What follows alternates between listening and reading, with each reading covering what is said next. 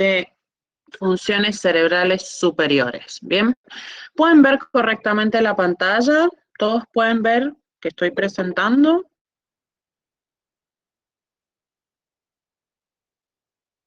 Sí, profe, se ve bien. Bien, perfecto. Bien. Bueno, entonces, demos comienzo a nuestra clase de hoy. ¿Sí? Bien, a ver. Cuando nosotros hablamos de, digamos, la neurobiología, que sería eh, el estudio, digamos, de nuestro sistema nervioso y cómo funciona y cómo se vincula con las diferentes áreas, ¿sí?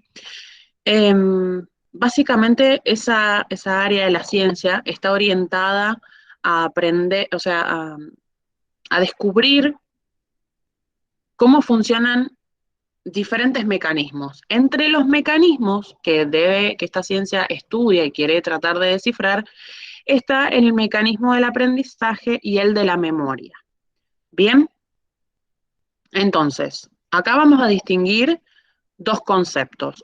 Uno de ellos es decir que el aprendizaje, bien, ¿qué es el aprendizaje? Que es un cambio en el comportamiento que está basado en la experiencia, ¿sí? Obviamente que hay áreas del cerebro que están vinculadas y las funciones del cerebro están vinculadas con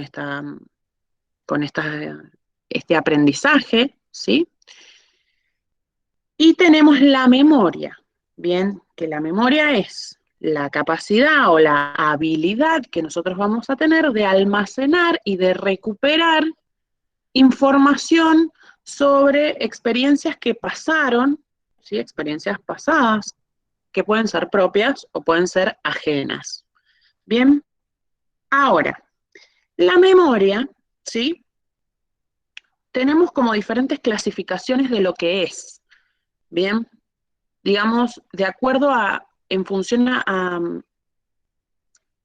digamos, si es en etapas, bien, entonces vamos a decir que tenemos memoria de corto plazo y memoria de largo plazo, bien. La memoria de corto plazo es la memoria que nosotros establecemos de forma inmediata una vez que adquirimos una información. Y dura esa memoria de corto plazo unos segundos a unos minutos, puede llegar a extenderse. ¿Sí?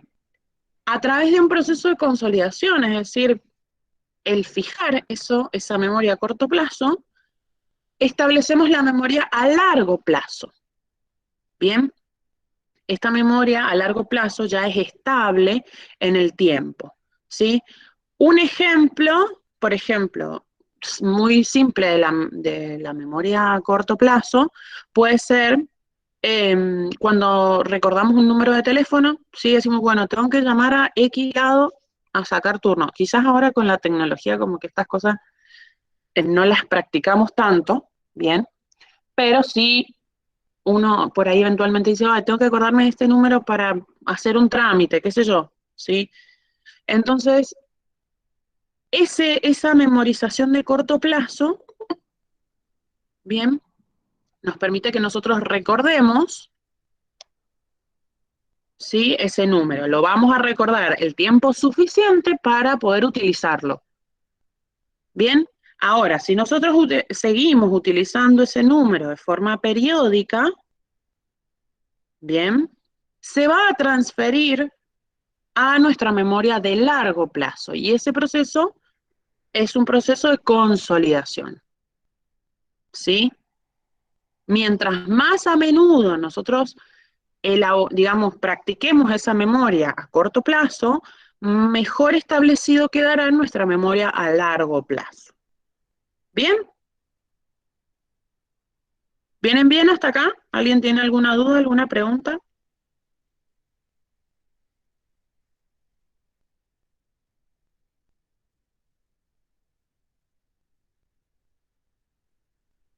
Yo ¿No? tengo una duda, profe. Sí, En el te tema de escucho al muy corto, bajito. No sé si vos me escuchás a mí, pero yo te escucho re bajito. ahí me escucha mejor. Sí, ahí sí. Bien. En algo, por ejemplo, que nos gustó mucho. puede ser que ya simplemente al corto plazo nos quede tanto sin necesidad de estar repitiéndolo. Puede ser, pero eso no tiene, quizás no tiene relación con algo neurobiológico, sino es como algo de nuestra psiquis. Es como las Ah, relaciones que nosotros establecemos con las cosas que nos gustan. Obviamente, si vos escuchaste una canción, tu canción favorita, sin esfuerzo te la vas a acordar y la vas a aprender y la vas a cantar, pero no sé si tiene que ver con las áreas neurobiológicas, digamos, mientras más la escuchás, obviamente más mejor, por así decirlo, se va a fijar en tu memoria a largo plazo, pero también tiene que ver con áreas de nuestra psiquis, de las cosas que nos interesan y nos llegan de otra forma. claro, perfecto. Gracias. Ya no es tanto con la biología, sino con la psicología, digamos. Bien, Por el cerebro, pero por otro lado.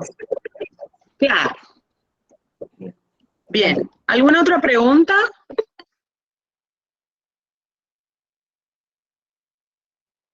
¿Hasta acá? Bien. Ahora, ¿sí? Nosotros dijimos que la memoria se clasificaba de diferentes formas, ¿sí?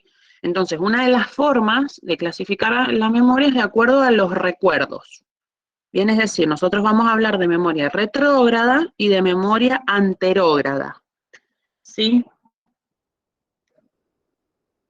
En la memoria retrógrada, bien, nuestros recuerdos corresponden a hechos que ocurrieron en el pasado. En la memoria anterógrada, bien, hay una incapacidad de establecer memorias, o sea, nuevas memorias a partir de un momento específico dado. ¿Esto qué quiere decir? ¿Sí? En el momento de un trauma, y cuando hablo de trauma físico, o sea, un accidente de tránsito, un golpe muy fuerte en la cabeza, bien. Fíjense, si ustedes lo piensan de esa forma, estos tipos de memoria, ¿sí? Están definidos de acuerdo a la ausencia, justamente, de la memoria. Es decir, digamos, este tipo de memoria se han estudiado en pacientes que tienen cierto tipo de amnesia, ¿bien? Porque si no, como que no va a tener sentido que nosotros digamos memoria anterógrada, y la llamemos memoria, siendo que es algo que no estamos memorizando, justamente, ¿sí? O sea, no existe la memorización de nuevas cosas. Bien, entonces, por ejemplo, una persona que padece amnesia, le vamos a llamar, anterógrada, va a recordar su infancia, pero no va a recordar lo posterior, ¿sí? Por, eh, por ejemplo, la película esa 50 primeras citas, creo que, ¿no? Que sale Adam Sandler, que ella pierde la memoria todos los días, pero ella recuerda su vida previa a esto. Bien, entonces ese sería un caso de amnesia anterógrada, ¿sí? Profe, disculpe, ¿eso lo que está leyendo está en técnico o no? Porque no sale. ¿Esto no está en técnicos? No, A profe, ver, no sale. ahí te digo. Bánquenme un segundo.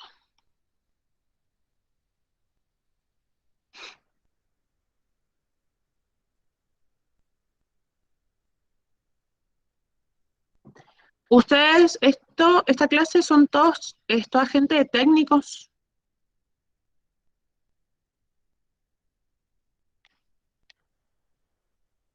o hay gente de odonto acá, porque sé No, que hay profe. un grupo que está presencial.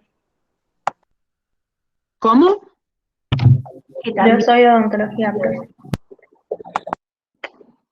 Bien, está mezclado esto. Bien, a ver, aguárdenme un segundo. Estoy buscando el apunte. Un minutito.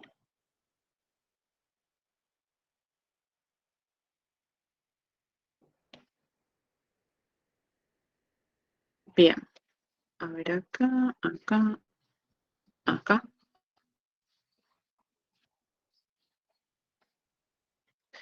Esto debería estar, en teoría, porque si no habría una separación, digamos, para que justamente no se presten estas confusiones entre ustedes.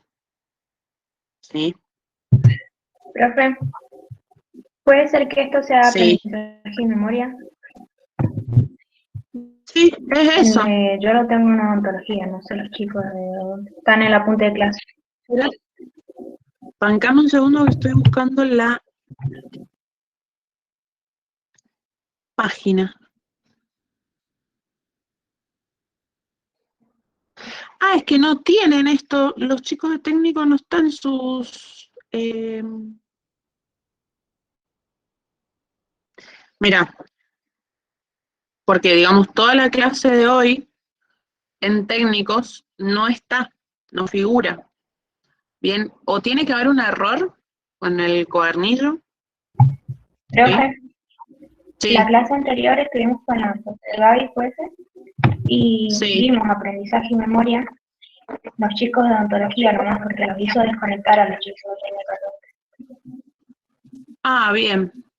Y Bueno, entonces, vimos solo hasta la página 11, digamos, del resumen de clase, ajá, y después quedamos nos quedaban las funciones cerebrales superiores y el lenguaje y todo eso. claro que eso es Pero lo ya que no sé vamos a si eso ver lo hoy. tenemos.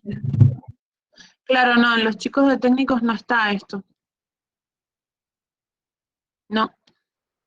Bueno, chicos de técnicos, gente de técnicos. Si ustedes se quieren desconectar, no hay problema. Si lo quieren escuchar, no hay problema tampoco. O sea, no les viene mal. Ustedes, la clase de ustedes arrancaría el día, ¿cuándo vuelven a tener clases? ¿Mañana? ¿Puede ser? No, profe, el miércoles. El miércoles. Bueno, el miércoles van a arrancar con la parte del sistema nervioso periférico. Sí, que eso sí lo tienen todos.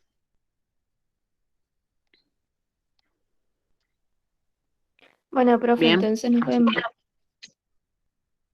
nos vemos, chicas. Nos vemos el lunes que Claro, viene. profe. Perdón, pero yo no sabía que esto era solo de odonto. La gente de odonto, quédese por aquí que van a tener su clase completa hoy día.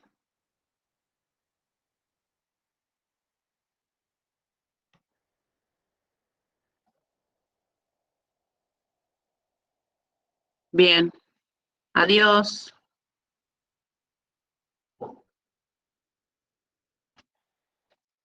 Bueno, ahora sí, la gente que queda es la gente de odonto.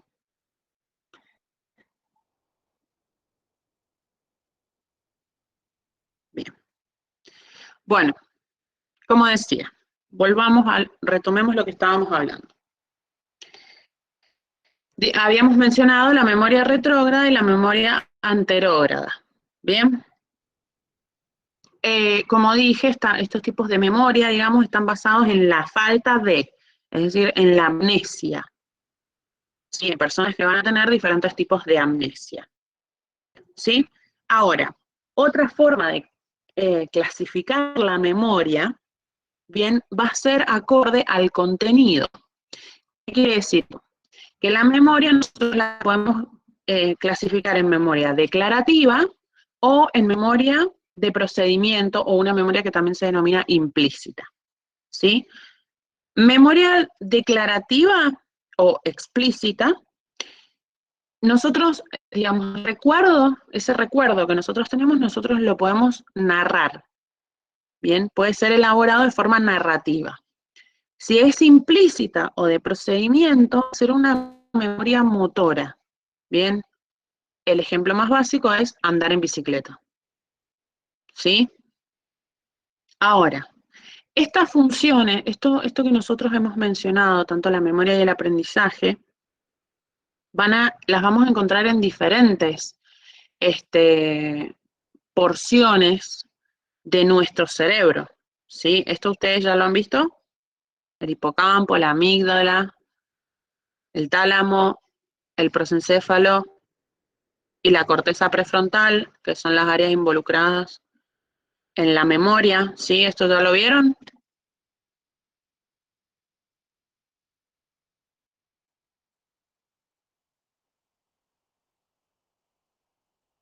la clase pasada, la última clase que tuvieron con la Gaby?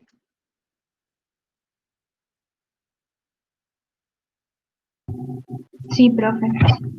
Bien, perfecto. Vimos que el hipocampo y la amígdala formaban el campo emocional. Bien, ¿sí? Acá tienen la imagen. Bien. Fíjense que acá, ¿esto lo vieron, lo de la pérdida de la memoria?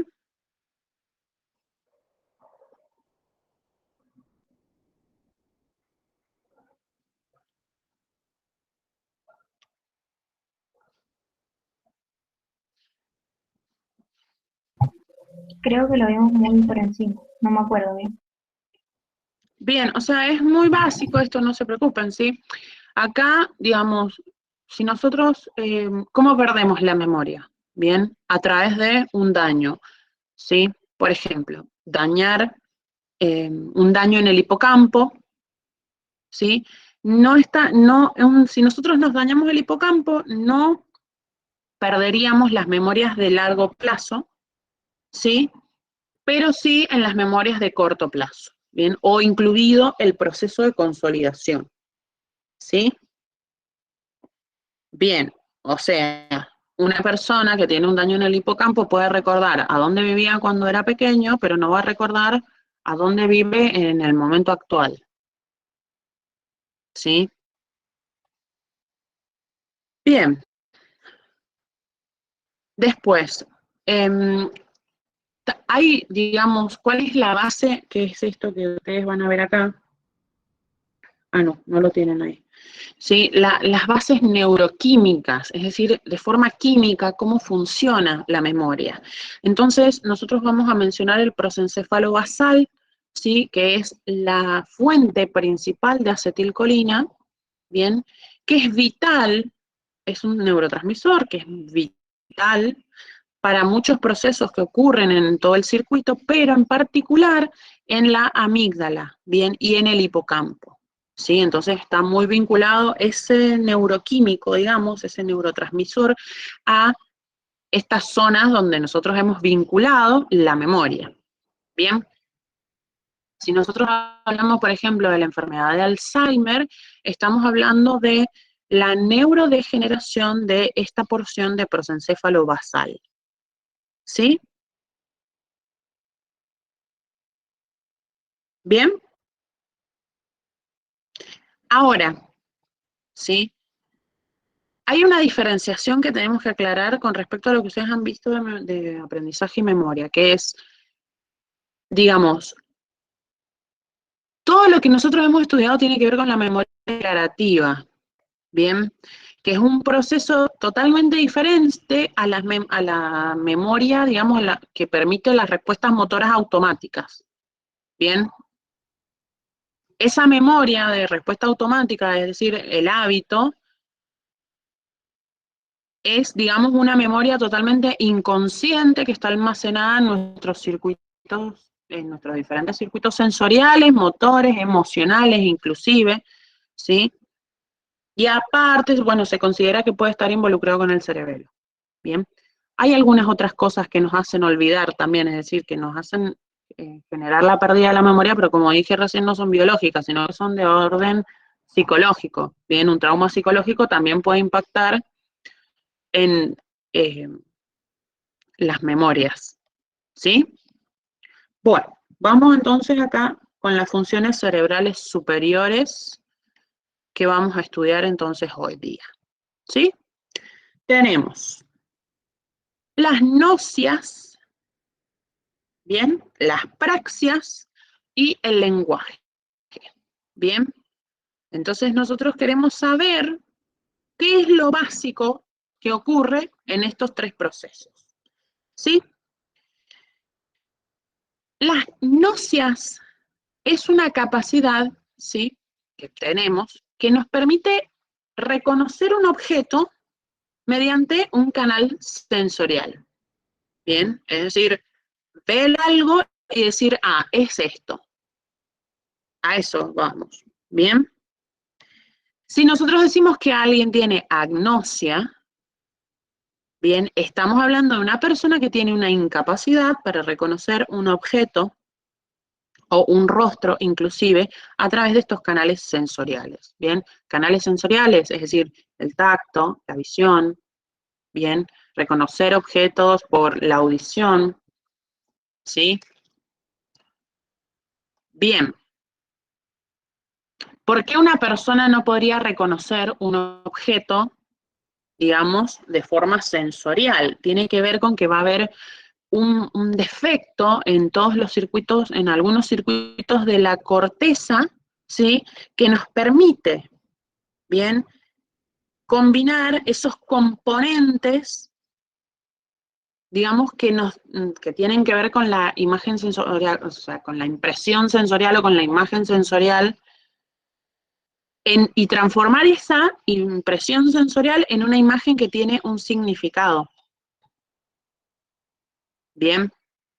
Esto puede tener que ver también con la profundidad, la detección de la profundidad. Entonces, por ejemplo, una persona, bien, que tiene una agnosia particular, es decir, espacial, visual, una persona que no puede detectar las profundidades, ¿sí? O sea, la percepción de la profundidad está dañada, bien, entonces esa persona va, si es objeto o una persona de lejos, va a aparecer como si fuera una figura de cartón, es decir, como un papel, una lámina, ¿sí? No tiene profundidad.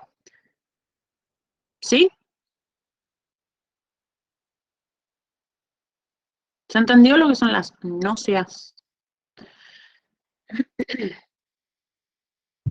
Profe, Sí. a mí no me quedó muy claro la agnosia, o sea, con el ejemplo, ¿no?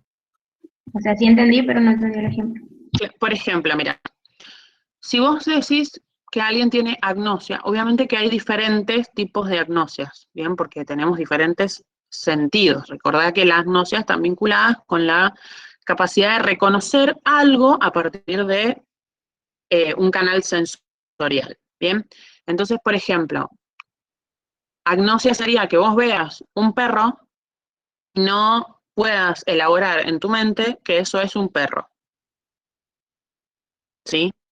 O sentir un olor, por ejemplo, olor a quemado, y no darte cuenta que eso es malo, digamos, ¿sí? No puedes percibir un objeto.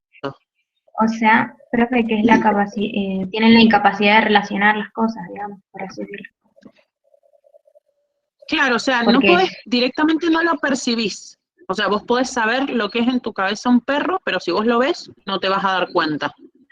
No ok, sé si es no bien. relacionar, es directamente no percibir, o sea, no lo puedes reconocer. Bien, capaz que si ves, qué sé yo, un objeto que involucre una señal de peligro, o un disco pare, o algún elemento tradicional, sí, que nosotros estamos acostumbrados a ver todos los días, que implica detenerse, peligro, qué sé yo, ¿sí? Vos no vas a poder reconocer qué objeto es ese, que es una señal de tránsito, por ejemplo. ¿Sí? Sí, profe, ahora sí. Gracias. Bien. Bien. ¿Alguien más tiene alguna duda? ¿Alguna otra duda?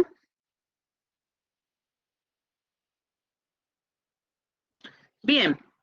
Otro tipo de función cerebral superior son las praxias. Bien. ¿Qué quiere decir? ¿Qué son las praxias? Bien, las praxias son diferentes sistemas de movimientos, bien, que están coordinados, obviamente, que además nos permiten, digamos, están dirigidos a un objeto, a un resultado, ¿sí? En función, no, o sea, son movimientos que vamos a realizar en función de un objeto. Bien, hay un propósito en estos tipos de movimientos que les va a dar origen, ¿sí? Obviamente que si nosotros decimos apraxia, estamos hablando de una persona que no puede realizar esta clase de movimientos, ¿sí? Por ejemplo, bien, ¿qué es la praxis? Las praxias. La escritura, bien, es un montón de mecanismos y movimientos que se activan para que nosotros escribamos, ¿sí? Manipular una herramienta, bien, utilizar ya sea una gran herramienta de gran complejidad o una herramienta más simple, como por ejemplo un martillo, ¿sí? Bueno, a eso nosotros le vamos a denominar praxias, ¿sí? Un sistema de movimientos coordinados que trabaja para un fin. ¿Bien? ¿Se entendió esto? Profe, andar en bici sería un ejemplo de praxia. ¿Cómo? Sí, Perdón, andar no te en escuché. bici sería un ejemplo de praxia. Sí, sí. Fíjate todas las cosas, o sea, todo lo que representa en la niñez, el aprender a andar en bici, ¿sí? Entonces sí, digamos, es una coordinación que no puedes adquirir por debajo de cierta edad, ¿bien? Sí, el primero los pedales, mantenerse agarrado, ¿bien? Sí, sí, podría representar un ejemplo.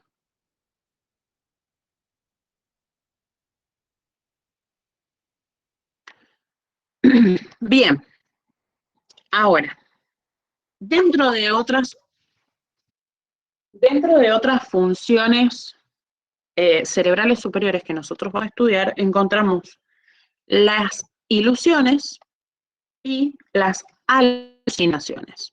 Bien, ahora, una ilusión, bien, es considerado como un error que nuestro cerebro va a cometer a la hora de leer, entre comillas, es decir, analizar, procesar una información de tipo visual. Bien, donde nosotros podemos ver, digamos, en la ilusión, nosotros podemos analizar, ¿sí? Cómo nuestro cerebro está aplicando un supuesto, ¿sí? A la información sensorial que está recibiendo. Bien, es decir, que ese supuesto nos hace juzgar la información sensorial que estamos percibiendo de forma incorrecta. Bien, ustedes en el cuadernillo tienen una ilusión, ¿sí? Que se llama ilusión de Müller-Lyer, bien, donde ven dos líneas que son de la misma longitud, pero nuestro cerebro, o sea, las percibe como si fueran diferentes. Bien, esto lo tienen en la página 40 del... Ah, ahí la tienen igual el dibujito. ¿Sí? Esa es la de las flechitas, sería. ¿Sí? Es decir, para nosotros, la de arriba es más corta y la de abajo es más larga. Bien, y esto es porque en realidad es una ilusión y las líneas son del mismo tamaño. Bien. Es decir, un error al percibir, al leer, entre comillas, una información sensorial, una información visual, particularmente. ¿Bien?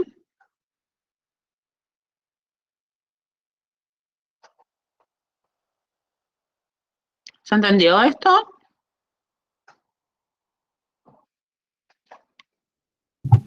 Sí, profe. Bien.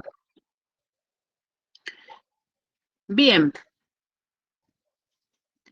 Fíjense que tienen otro ejemplo, que es esa imagen que ven en la esquina inferior de su derecha, ¿sí? Donde se ven como esos especies de rostros, ¿sí? En esta imagen nosotros podemos ver, o sea, se puede percibir, o se puede ver como dos perfiles que están sobre un fondo, o se puede ver como un florero. No sé si alguien vio directamente el florero o si alguien está viendo los dos rostros, digamos, los dos perfiles, ¿sí? Pero es prácticamente imposible la percepción de digamos, o el florero o los dos rostros de forma simultánea. Eso se llama ley de la figura fondo. ¿Bien? La parte, digamos, tiene que ver esto con la parte de esta imagen que es centro de atención, y en este caso son los límites y los bordes. ¿Bien? Sí, fíjense que esto es un dibujo sumamente simple que no tiene, digamos, no tiene un desarrollo, sino que simplemente son líneas, no hay sombreado, no hay color, ¿bien? Entonces esto nos permite reconocer claramente, digamos, dos escenas o dos objetos diferentes, ¿sí? Bien, ahora fíjense la imagen que ustedes tienen abajo a la izquierda, ¿sí? A su izquierda. Entonces acá vamos a hablar, ¿sí? Que tienen que ver, por ejemplo, esta imagen en particular, ¿sí? Acá, bien, no hay triángulos, o sea, el trazado de los triángulos viene de contornos que son ilusión, ¿sí? O sea, en la imagen no están, ¿bien? ¿Sí? Es decir, muchas ilusiones que no tienen que ver con el estímulo o la percepción de, digamos, de ese objeto que estamos analizando, sino que tienen que ver con un proceso que proporciona nuestro encéfalo, ¿bien? Es totalmente ilusión, ¿sí? Esa imagen que ustedes tienen abajo. Ahora, ¿qué son las alucinaciones? Bien. Las alucinaciones tienen que ver con percepciones que también están vinculadas a lo sensorial, que no corresponden a un estímulo, es decir, no hay un estímulo. Bien, no hay un objeto ambiental que dispare esto, ¿sí? Es decir, pueden ser fenómenos auditivos, olfativos, táctiles, visuales, pueden ser mezclados, ¿bien? En general, estas alucinaciones están vinculadas, por ejemplo, a personas que tienen alguna especie de enfermedad psiquiátrica o alguna patología como la epilepsia, ¿sí? También a las personas con adicciones a diferentes tipos de drogas, a ciertos tipos de drogas, ¿sí? Eso sería una alucinación. No está el estímulo, ¿bien? En cambio, digamos, cuando hablamos de la ilusión, nosotros estamos viendo algo, pero nuestro cerebro lo está procesando de forma incorrecta, por así decirlo. ¿Sí? ¿Bien? ¿Alguna duda, alguna pregunta?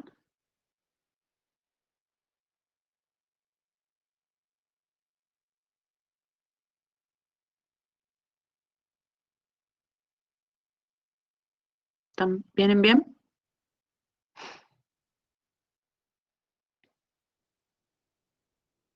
Bien. Hablemos entonces del lenguaje, ¿sí? Cuando nosotros hablamos del lenguaje, nosotros vamos a estar hablando de algo netamente humano, ¿sí? Una función que netamente tiene que ver con el ser humano, con la capacidad, digamos, como el lenguaje como un medio de transmitir una información que es compleja. Bien, se lo vamos a atribuir netamente a una forma humana de comunicación, ¿sí? Ahora, ¿a qué vinculamos, ¿sí?, este lenguaje? Bien, si bien nosotros vamos a estar hablando de que el lenguaje tiene que ver con aspectos verbales, aspectos orales de la comunicación, ¿sí? El lenguaje está íntimamente vinculado con otros aspectos de la comunicación que vamos a denominar la prosodia, entre uno de ellos que es la carga emocional que tiene el habla, ¿sí?, o las inflexiones que utilizamos al hablar. Bien, además de esto tenemos las expresiones faciales, nuestra postura, ¿sí?, y nuestros gestos. Bien, no es netamente el aspecto verbal, sino que hay otros elementos vinculados a este lenguaje. ¿Sí? Básicamente, bien, dos áreas el hemisferio izquierdo, ¿sí? El hemisferio cerebral izquierdo, están vinculadas directamente, de forma directa, con el habla, ¿sí? Que son el área de Broca y el área de Wernicke, ¿sí? En honor a las dos personas, digamos, Paul Broca, ¿sí? Y Karl Wernicke, que son las dos personas que identificaron, bien, estudiaron e hicieron aportes a la neurociencia, ¿sí? Entonces, bueno, estas áreas llevan su nombre. Bien, el área de Broca, y esto lo van a encontrar, no sé si aparece acá, no, acá, bien. El área de Broca, ¿sí? Está más próximo a la corteza motora, ¿sí? Y acá aparece un término particular que ustedes tienen en los cuadernillos, que es el área de Brodmann. Bien, ¿qué son las áreas de Brodmann? Antes de seguir con lo anterior, ¿sí? Las áreas de Brodmann son divisiones imaginarias que se propuso un psiquiatra llamado Corbinian Brodmann, bien, hace muchos años atrás, ¿sí? En las cuales, o sea, son divisiones imaginarias que él dijo, bueno, acá, ¿sí? Él las estableció por número, ¿sí? Y son áreas en las cuales se puede dividir la corteza, ¿bien? ¿En qué están basadas estas divisiones? No son aleatorias, sino que son totalmente basadas en diferencias a composición, estructura y también disposición de las distintas, de las células en las partes del córtex, ¿sí? Ustedes tienen una imagen en el cuadernillo, que no la tienen acá, me parece. Ah, sí, miren acá. Estas son las áreas de Brodmann. ¿Sí? No sé si la pueden ver correctamente, que ven todos los numeritos, ¿sí?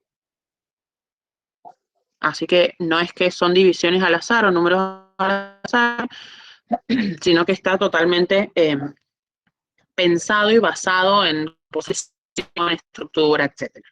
¿Sí? Entonces volvamos acá, donde nos hace referencia a lo que estábamos hablando del área de Broca, ¿sí? Entonces nosotros dijimos corteza motora, cerca de la corteza motora, aproximadamente área 44 y 45 de Brodmann. Bien, fijémonos, área 44 y área 45, ¿sí? Ahí la podemos ver en la imagen, bien. El área de Broca tiene que ver con el movimiento, ¿sí? ¿De qué? De nuestros labios, de nuestra lengua, la mandíbula y las cuerdas vocales, ¿sí?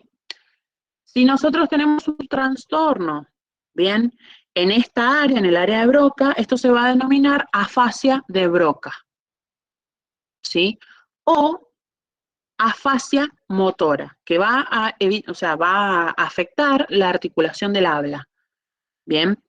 O sea, quizás puede estar parcialmente afectada o la va a eliminar completamente, pero no afecta la comprensión, es decir, nosotros entendemos perfectamente lo que nos están diciendo o podemos elaborar concretamente, ¿sí? Una idea, pero no podemos expresarla. Bien, en el caso del área de Wernicke, ¿sí? Está próxima al lado de la corteza auditiva, ¿sí? En una parte, en una porción, está rodeando la corteza auditiva, ¿sí? Esta representa el área 22 de Brodmann. Bien, ahora, si nosotros nos lesionamos el área de Wernicke, ¿sí? Vamos a tener una patología que se va a llamar afasia de Wernicke o afasia sensitiva. Bien, acá ¿qué sucede? Hay una falta de coherencia o significado cuando nosotros hablamos. Bien, por más de que nuestra habla sea totalmente fluida, bien, pero no vamos a poder comprender las palabras, es decir, no vamos a poder ni hablar, o sea, no va a tener significado y coherencia tanto lo que hablamos como lo que escribimos. En este caso también afecta, digamos, las palabras orales y las palabras escritas. Bien, es decir, podemos hablar perfectamente, pero no podemos comprender bien qué estamos diciendo o qué queremos decir o qué nos quieren decir, ¿sí? Ambas áreas están conectadas en algo que vamos a llamar circuito del habla, ¿sí? Donde vamos a hablar de pacientes, ¿sí? Sigamos, hay una lesión en esta área, ¿bien? Los pacientes van a sufrir afasia de conducción, ¿sí? Entonces van a poder comprender, bien, van a poder comprender y elaborar un mensaje, pero no lo van a poder conectar con la emisión de palabras. ¿Bien? ¿Se entendió esto? Si nosotros nos dañamos el hemisferio cerebral izquierdo, ¿bien? Genera afasias, es decir, una lesión en el área del lenguaje. Si nuestra lesión es en el hemisferio cerebral derecho, dificulta la prosodia, que es esto que nosotros habíamos mencionado recién, ¿sí? Esta carga emocional y las inflexiones que tenemos en el habla, ¿sí? Bien, ¿hasta acá alguna duda, alguna pregunta?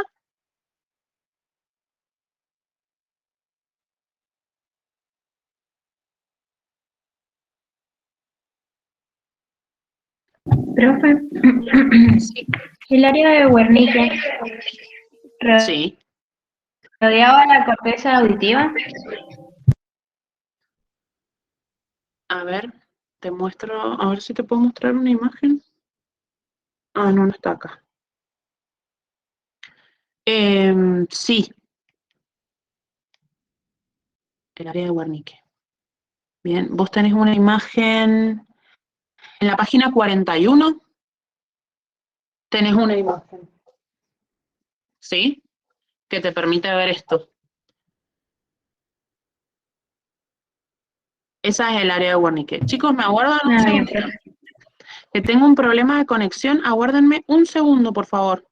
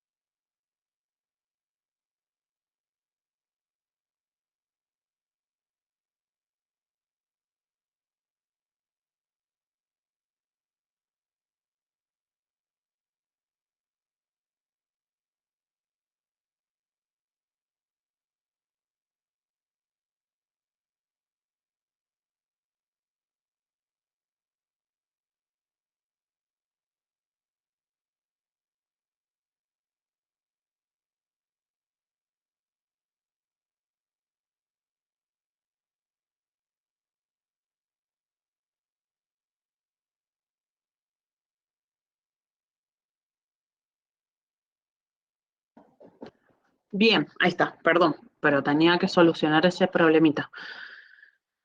Porque me hace que se me trabe mucho la compu y los escucho muy mal si me hablan, entonces, bien.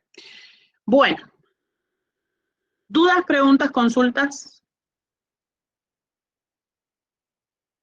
¿Algo más que me quieran decir?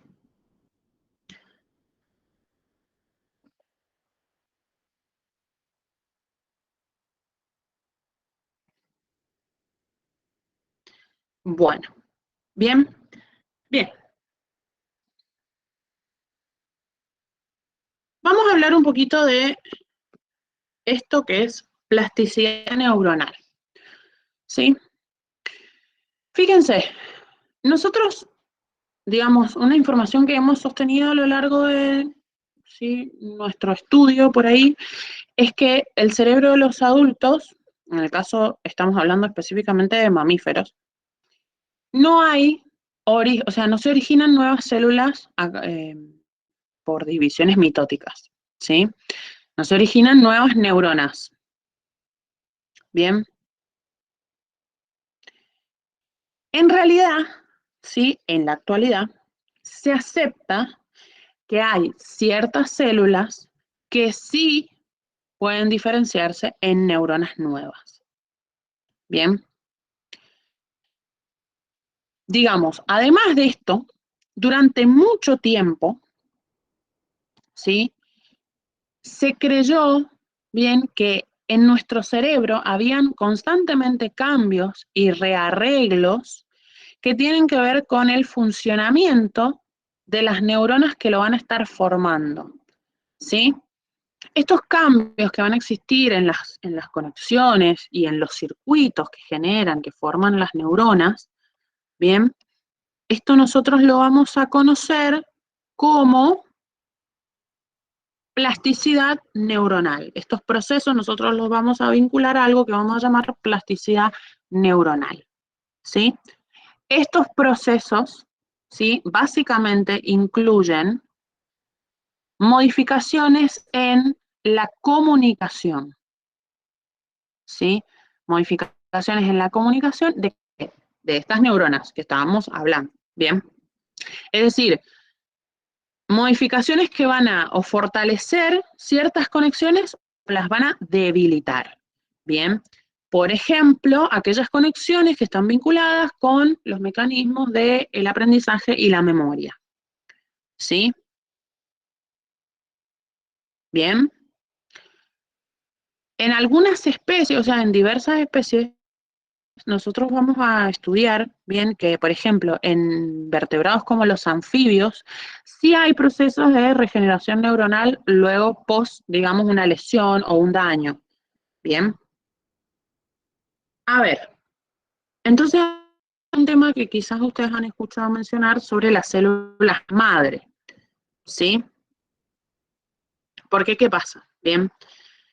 Cuando nosotros tenemos una lesión o una enfermedad en nuestro sistema nervioso, ¿sí? Puede impedir o distorsionar nuestra percepción sensorial, nuestro desempeño cognitivo, bien, nuestras respuestas motoras. Entonces, constantemente este estudio es muy importante tratar de entender cómo estos procesos, cómo tratar de reparar estos procesos, ¿sí?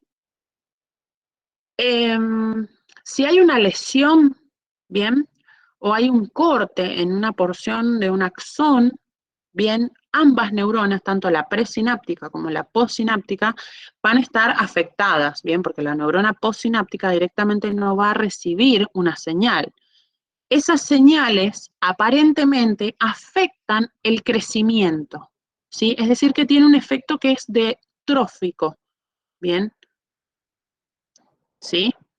No siempre son irreversibles, sino que a veces en casos como por ejemplo en el sistema nervioso periférico, hay una cierta habilidad, capacidad regenerativa, ¿sí?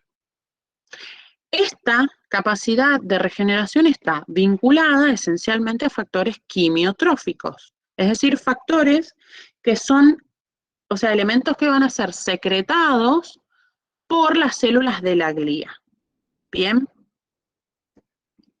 Parte del proceso de reparación, digamos, de esa lesión consiste, ¿sí?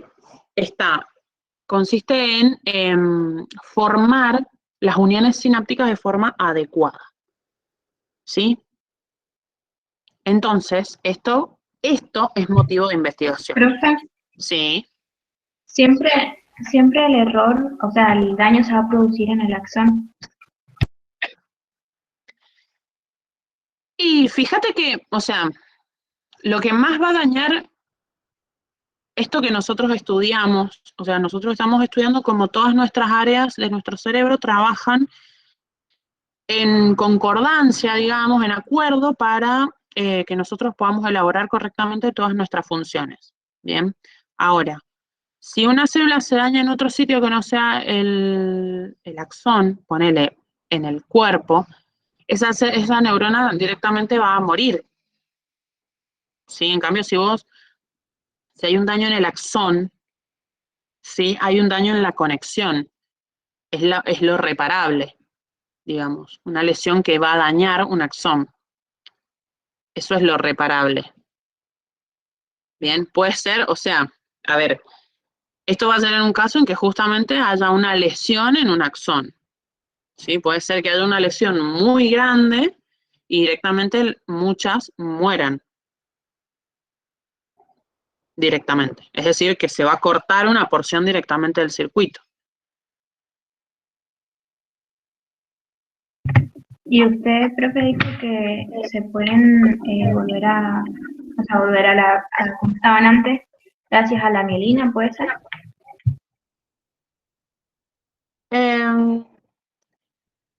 Sí y no. Bien, o sea, tiene que ver, pero no es el único factor. ¿Sí? Van a ser diferentes elementos que van a estar sí secretados por las células de la glía, pero no es únicamente la mielina.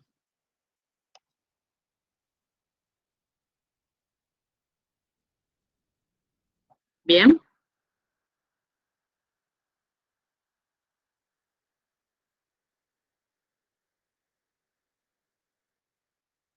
¿Se entendió? Sí, profe, gracias. Bien. Ahora, ¿a qué iba con todo esto, no es cierto, de la lesión? Que, digamos, lo que se viene estudiando con las células madre, ¿sí? Nos permite, estas células madre, al trasplantarse, digamos, en un individuo receptor, estas células pueden dar origen a otras células, a células de otros linajes. Bien, ¿por qué? Porque hasta donde nosotros podemos llegar a conocer las células madre únicamente dan lugar a, ¿sí? O sea, ¿para qué, digamos, cómo se dividen estas células madre? Bien, tienen la capacidad de producir más células madres y a su vez generar células hijas que están, digamos, vinculadas a una ruta específica del desarrollo, ¿sí? Que se va a transformar, es decir, que se van a transformar especialmente en un tipo celular, bien especializado, ¿sí? Esa sería como lo que nosotros sabemos de las células madre, bien. Es decir, una célula madre se divide y genera una célula madura y una célula madre, ¿sí? Entonces siempre ese número de células madres se está manteniendo constante, ¿sí? Estas células madres tienen esa célula hija que produce, se puede dividir un número limitado de veces y las células madre pueden sí dividirse muchas más veces, pero no son inmortales, o sea, no tengamos ese concepto en nuestra mente, ¿sí? Entonces, nosotros sí sabemos que las células nerviosas maduras no pueden regenerarse, si no se regeneran. Bien, entonces el proceso de regeneración en el sistema nervioso central prácticamente no ocurre. ¿Sí? Por eso cuando nosotros tenemos una lesión cerebral o una lesión en la médula espinal, prácticamente son irreversibles. ¿Sí? Por más de que nosotros tenemos células madre y estas células madre existen en nuestro cerebro adulto y sí tienen una capacidad, digamos, limitada de generar nuevas neuronas funcionales en respuesta a un daño, ¿bien? Es decir, existe cierta capacidad de poder restablecer o, digamos, sanar, entre comillas, un daño, pero no el 100% del daño, ¿sí? Entonces, ahí está el foco de estudio. En ese sería como el foco de estudio de decir, bueno, ¿cómo podemos hacer que las células madre ayuden a reparar ciertas lesiones que hemos considerado hasta el día de hoy permanentes? Bien. Bien. ¿Alguna duda, alguna pregunta?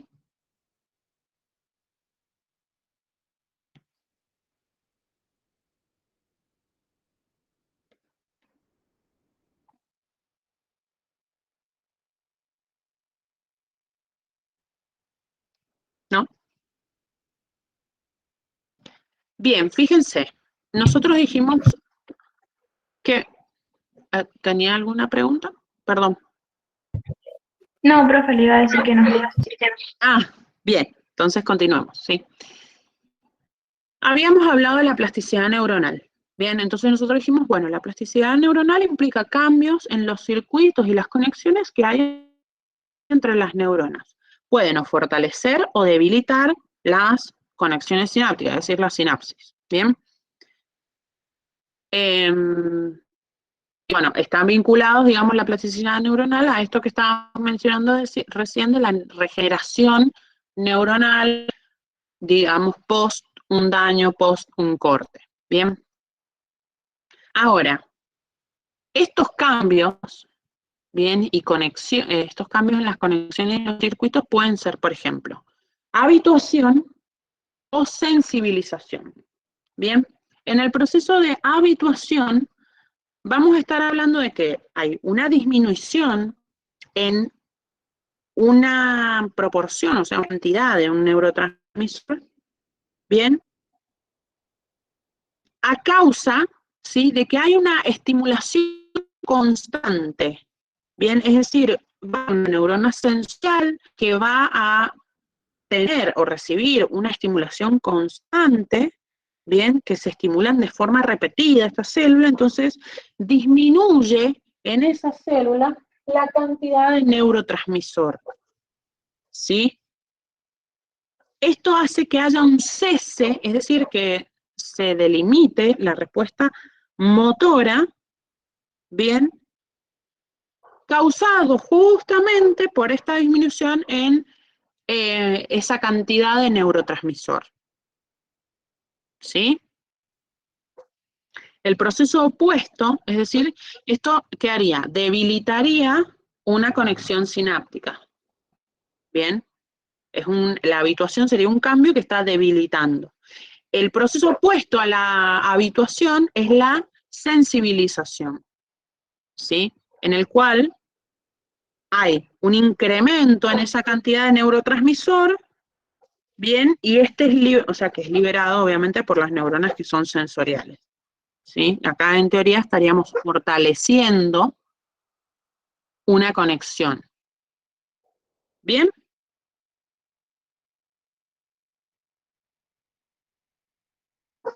No sé si tienen alguna duda, alguna pregunta.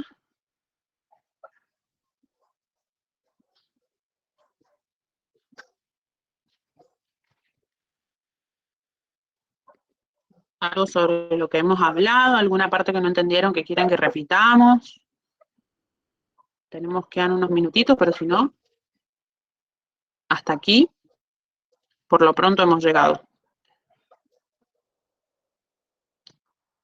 Esta parte quizás no es tan difícil, sino que hay nombres. Hay como bastantes nombres que hay que recordar. Bien.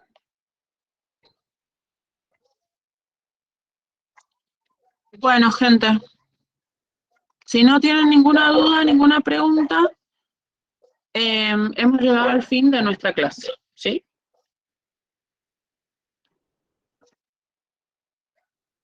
Gracias a todos.